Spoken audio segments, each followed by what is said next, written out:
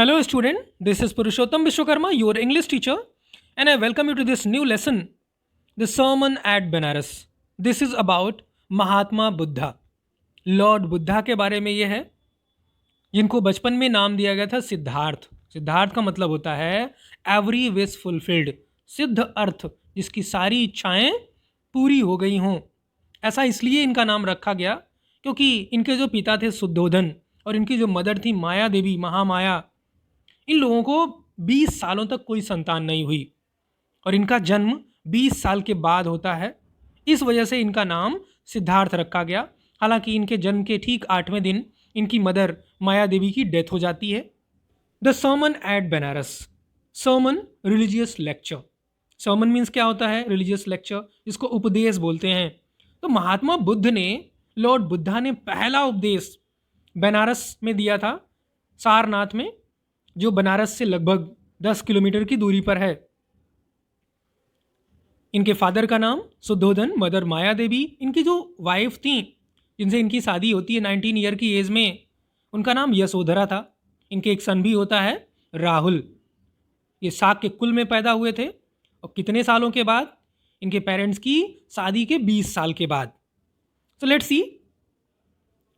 Gautam Buddha 563 BC. इनका जन्म लुम्बिनी नामक जगह पे होता है 563 बीसी में. 483 में इनकी डेथ हो जाती, निर्वाण मिलता है. और अभी लुम्बिनी कहाँ है? नेपाल में है. और कुछ स्कॉलर ये मानते हैं कि ये जो डेट थी इनके जन्म की, वो अप्रैल 8 थी. उसी नगर में इनकी डेथ होती है, निर्वाण प्राप्त होता है इनको. Begin life as a prince named Siddhartha Gautam. इन्होंने अपना जीवन शुरू किया. जो नाम इनको मिला, वो क्या नाम मिला? सिद्धार्थ गौतमा. पाली में ये जो नाम होगा वो GOTAM में होगा, गौतमा. और सिद्धार्थ का मतलब होता है एवरी विश फुलफिल्ड. सारी इच्छाएं जिनकी क्या हो गई हों? पूरी हो गई हों. Where was he born? In northern India. At 12 he was sent away for schooling in the Hindu sacred scriptures. जब वो 12 साल के होते हैं तो उनको हिंदू सेक्रेड, जो पवित्र ग्रंथ हैं, उनको पढ़ने के लिए भेज दिया जाता है. And 4 years later he return home to marry a princess. 4 साल के बाद जब वो वापस आते हैं तो इनके पिता को बड़ी फिक्र होती है, क्योंकि एक प्रोफेसी होती है. एक सेंट आते हैं असित नाम के, वो प्रोफेसी करते हैं कि ये जो आपका बेटा है, अगर अपनी युवावस्था में, अपने यंग एज में, अपने एडल्टहुड में घर पे रह गया तो बहुत बड़ा राजा बनेगा. और अगर कहीं इसने सेंटहुड स्वीकार कर लिया, सेंट बन गया, तो पूरी दुनिया को रास्ता दिखाएगा. अब इनके पिता को बड़ी चिंता होती है, इनको बहुत दुखी देखते हैं. उन्होंने हर संभव कोशिश की थी कि इनको दुख जैसी कोई चीज़ पता ना चले. महल में दुख जैसी कोई चीज़ नहीं थी. जब ये दुखी होते हैं तो पिता इनकी शादी कर देते हैं कि चलो शादी कर देंगे तो ये बिजी रहेंगे, इधर उधर की बातें नहीं सोचेंगे. They had a son and lived for 10 years as befitted royalty. बाद में उनकी शादी के बाद उनको एक बेटा होता है. And they were enjoying, they were fit for royalty. शाही राजघराने में, शाही परिवार की तरह से वो रहते थे. At about the age of 25, लगभग 25-26 की जब एज उनकी होती है, the prince heretofore shielded from the sufferings of the world. मैंने आपको बताया कि अभी तक, heretofore, until now, shielded, protected. महल में, उनके महल में दुख जैसी कोई चीज़ नहीं थी. उनको दुख जैसा कुछ पता ही नहीं था कि दुख क्या होता है. From the suffering of the world, संसारिक दुखों के बारे में कुछ नहीं जानते थे. While out hunting chanced upon a sick man. तो एक बार वो बाहर निकले अपने चैरियटियर चन्ना के साथ. उनके चैरियटियर का नाम चन्ना था. While out hunting chanced upon means came across by chance a sick man. सबसे पहले उन्होंने देखा एक बीमार आदमी. While out hunting chanced upon a sick man, then an aged man.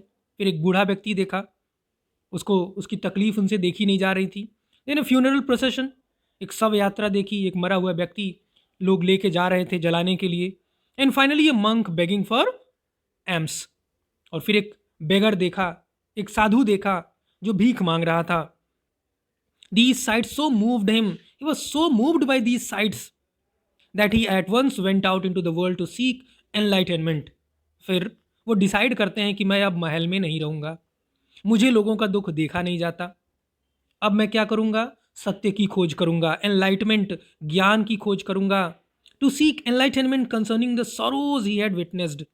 A state of high spiritual knowledge, मुझे ज्ञान की प्राप्ति करनी है जो रिलेट करती है, वो ज्ञान जिससे पता चलेगा ये जो सॉरोज हैं, ये दुख हैं, मैंने जो देखे हैं उसके पीछे कारण क्या है. ही वॉन्डर्ड फॉर 7 years. 7 years तक वो यहाँ वहाँ घूमते हैं, और ये जब घर छोड़ते हैं उस टाइम ये 29 years के थे. 7 years यहाँ वहाँ घूमते हैं. And finally sat down under a people tree. फिर बैठ जाते हैं एक पीपल ट्री के नीचे. वेयर ही वोड टू स्टे अंटिल एनलाइटनमेंट केम. अपने आप को प्रॉमिस किया हम वहीं रहेंगे, यहीं बैठे रहेंगे जब तक कि हमें ज्ञान की प्राप्ति नहीं हो जाती. Enlightened after 7 days. तो 7 दिन के बाद उनको ज्ञान की प्राप्ति होती है. He renamed the tree the Bodhi tree. और फिर उन्होंने उस पेड़ को, पीपल ट्री को नाम दिया बोधि ट्री, बोधि वृक्ष, tree of wisdom. And began to teach and to share his new understandings. और अपने ज्ञान को जो उन्होंने इन 7 दिनों में प्राप्त किया था, एनलाइटनमेंट, उसको लोगों को बताने लगे. At that point he became known as the Buddha. और तब से उनका नाम क्या पड़ गया? बुद्धा. द अवेकेंड और the enlightened. The Buddha preached his first sermon at the city of Banaras. पहला जो sermon उन्होंने दिया, पहला उपदेश जो उन्होंने दिया, वो कहाँ पे दिया? बनारस में. असल में सारनाथ में दिया. जो सारनाथ जो जगह है वो 10 किलोमीटर नॉर्थ ईस्ट में पड़ती है बनारस से. Most holy of the dipping places on the river Ganges.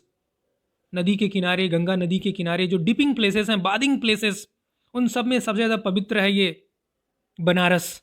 That sermon has been preserved and is given here. वही समन, वही उनका प्रथम उपदेश, that is kept safe and given here. It reflects the Buddha's wisdom. ये बुद्ध के बुद्धिमत्ता के बारे में है. About one inscrutable kind of suffering. About something that can not be understood. That is ununderstandable kind of suffering. दुख जो होता है वो अनअंडरस्टैंडेबल होता है, उसके बारे में है, जो हम समझ नहीं सकते, उसके बारे में कैसे बुद्धिमानी से बताया लॉर्ड बुद्धा ने किसा गौतमी को. तो ये जो स्टोरी है किसा गौतमी नाम की एक महिला की है, जो अपने हस्बैंड के साथ अपनी छोटी सी कुटिया में रहती है. उसका एक सन होता है, वनली सन, उसके बारे में है, जिसकी डेथ हो जाती है. तो कैसे वो ज्ञान की प्राप्ति करती है, कैसे उसको एनलाइटनमेंट मिलता है, उसके बारे में हम पढ़ेंगे. Kisa Gautami had an only son and he died. Kisa Gautami नाम की जो महिला थी, उसके अकेले एकमात्र पुत्र था, उसकी डेथ हो जाती है. In her grief she carried the dead child to all her neighbours asking them for medicine. दुख के मारे बहुत दुखी होकर के अपने बच्चे को ले करके अपने सब पड़ोसियों के पास जाती है और कहती है मुझे कुछ दवाई दे दो. And the people said she has lost her senses. वो पागल हो चुकी है. The boy is dead. बच्चा तो मर गया है, अब कौन सी दवाई. At length Kisa Gautami met a man. At last, at length here means at last, Kisa Gautami met a man who replied to her request. अंत में किसा गौतमी को एक व्यक्ति मिलता है जो उसकी रिक्वेस्ट को रिप्लाई करता है. क्या कहता है? I can not give the medicine for thy child but I know a physician who can. मैं तुम्हारे बच्चे को दवाई नहीं दे सकता, लेकिन एक ऐसे व्यक्ति को मैं जानता हूँ जो डॉक्टर है. I know a physician who can, जो दवाई दे सकता है. And the girl said, the girl here means the woman, pray tell me, pray please tell me sir who is it. कौन है ये, उनके बारे में मुझे बताएं. And the man replied go to Sakya Muni. Sakya मुनि ये सिद्धार्थ का नाम है. द बुद्धा, बुद्ध के बारे में कहा उन्होंने. Kisa Gautami repair to the Buddha, repair to, went to. Kisa Gautami जाती है किसके पास? लॉर्ड बुद्धा के पास. एंड क्राइड, याचना करती है, lord and master give me the medicine that will cure my boy. ए मालिक, मुझे दीजिए वो दवाई जिससे मेरा बेटा ठीक हो जाए. द बुद्धा आंसर्ड, तो बुद्ध ने जवाब दिया, I want a handful of mustard seed. मुझे क्या चाहिए? एक हैंडफुल मस्टर्ड सीड, सरसों के बीज चाहिए, सरसों के दाने चाहिए, एक मुट्ठी. And when the girl in her joy promise to procure it. और जब लड़की, वो महिला खुशी खुशी, चलो सरसों के दाने कौन सी बड़ी बात है, ला के दे देंगे, promise to procure it, obtain it.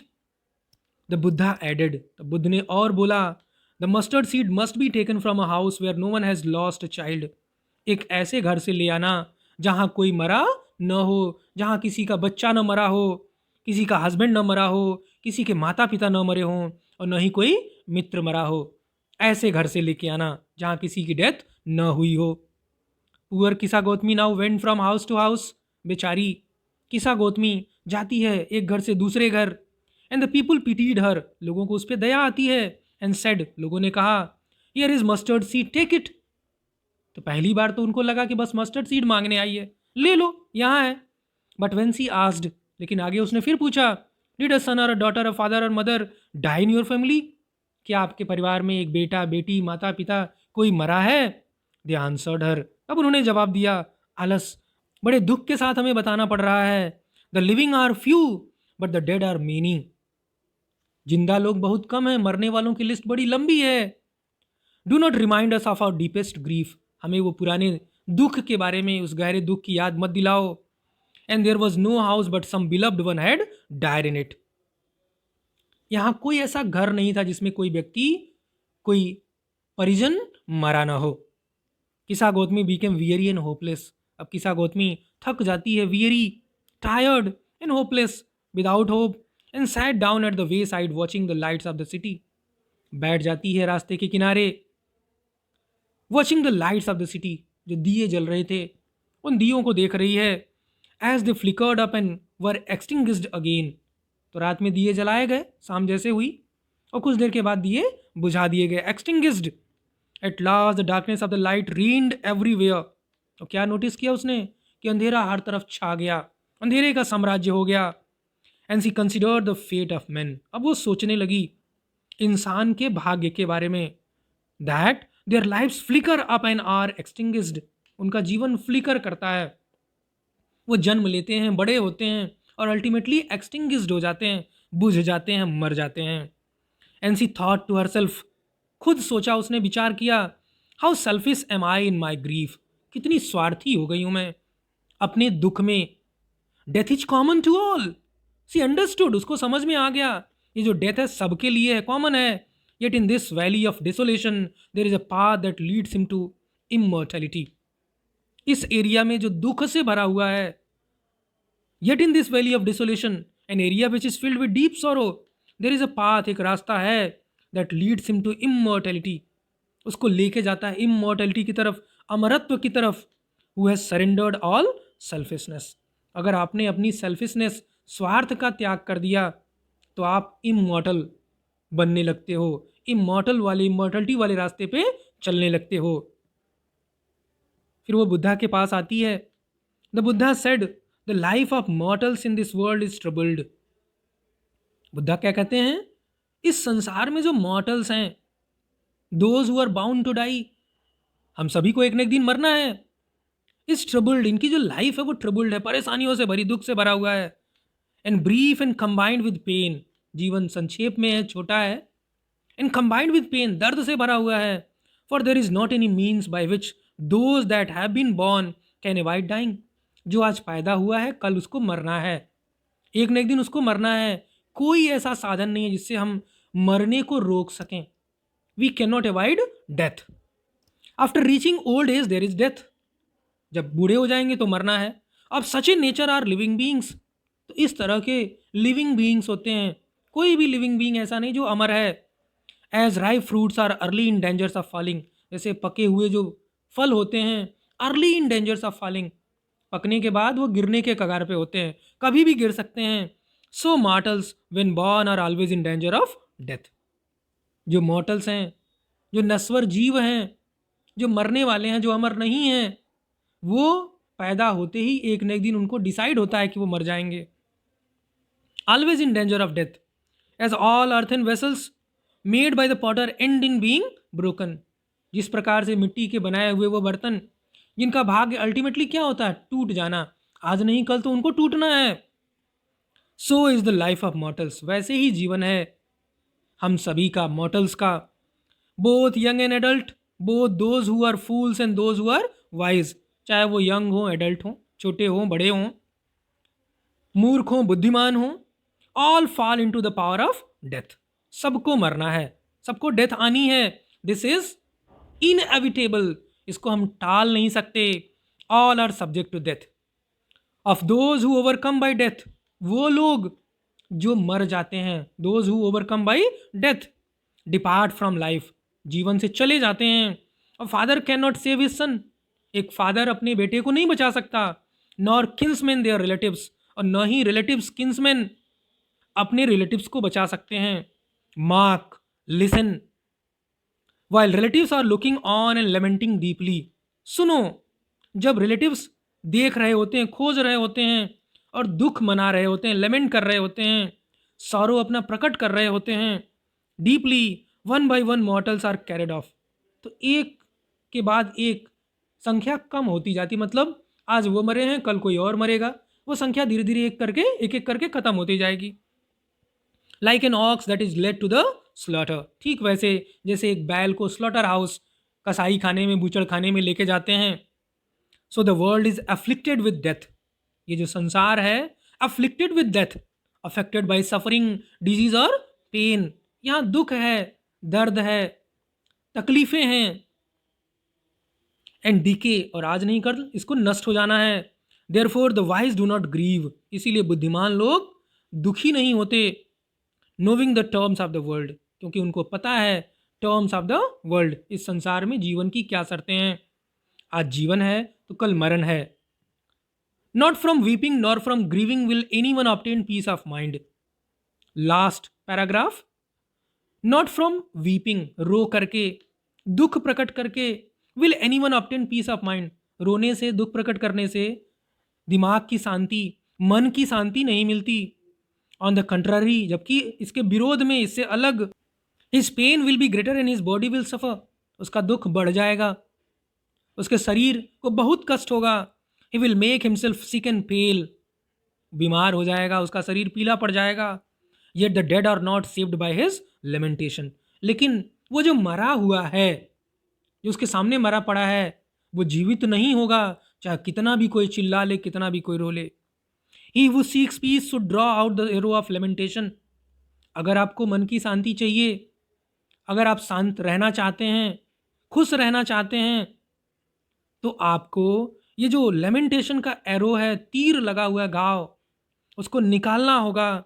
And complaint and grief, चाहे शिकायत, आपको किसी से शिकायत नहीं करनी, कोई दुख नहीं प्रकट करना। ही who has drawn out the arrow, वह जिसने ये एरो निकाल दिया तकलीफ की, लेमेंटेशन का, क्राई का, हैज़ बिकम कंपोज्ड, वो काम हो चुका है, कंपोज्ड हो चुका है। Will obtain peace of mind, और उसे ही मन की शांति मिलेगी।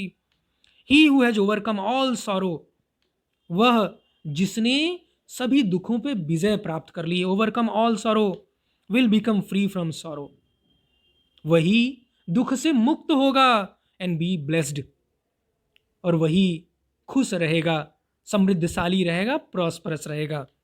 सो all these are the words of Mahatma Buddha. Lord Buddha के बारे में ये लेसन था। That's all in this video.